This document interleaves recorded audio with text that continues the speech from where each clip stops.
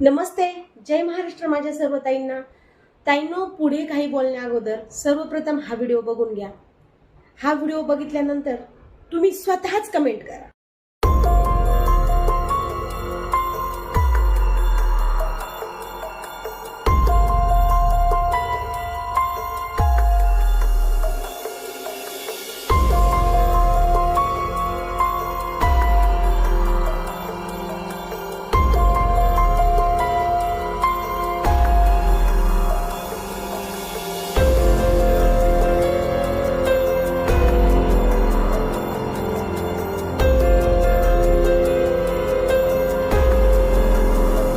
बघून पुढे काय बोलणार, एक शब्द नाहीये।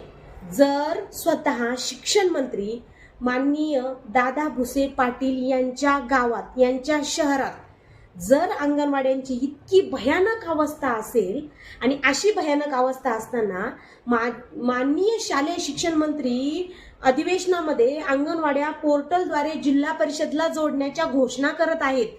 अंगणवाड्या कायमस्वरूपी करण्यात आणि अंगणवाड्यांमध्ये गुणवत्ता आणण्यासाठी प्रयत्न करत आहेत आणि एकीकडे अशी अवस्था असताना, डिजिटल करण्यामागे असताना आणि अंगणवाड्या ऑनलाईन करताना अगोदर अंगणवाडीची परिस्थिती काय आहे हे बघणं गरजेचं वाटत नाही का?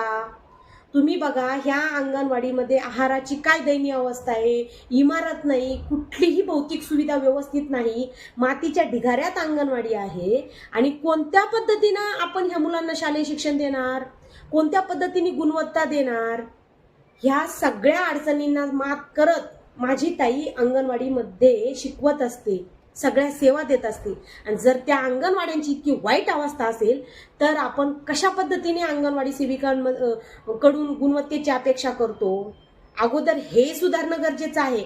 आपल्या भारताचं हे मोठं दुःख आहे की आपले मंदिरं चकाकतात, विद्या मंदिरं मात्र अशी भुयारात, मातीमध्ये अडकलेली आहेत।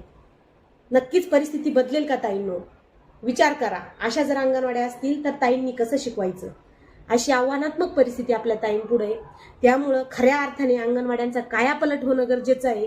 अगोदर ह्या सुविधा बेसिक तुम्ही व्यवस्थित द्या आणि खराब आहार बंद करा, त्यानंतरच अंगणवाडी ताई काहीतरी चांगलं करू शकतात। दरवेळेस माझ्या अंगणवाडी ताईंना दोष देणं बंद करा। कधीतरी याच परिस्थितीची जबाबदारी सरकारने स्वतः घ्या। माननीय शालेय शिक्षण मंत्र्यांना माझं या व्हिडिओतून आव्हान आहे की अगोदर तुमच्या गावातील अंगणवाड्यांकडे लक्ष द्या आणि नंतर गुणवत्तेच्या आणि पोर्टलला ऑनलाईन करण्याच्या, डिजिटलायझेशनच्या बाता मारा। हा व्हिडिओ आवडला असेल तर जास्तीत जास्त संपूर्ण महाराष्ट्रात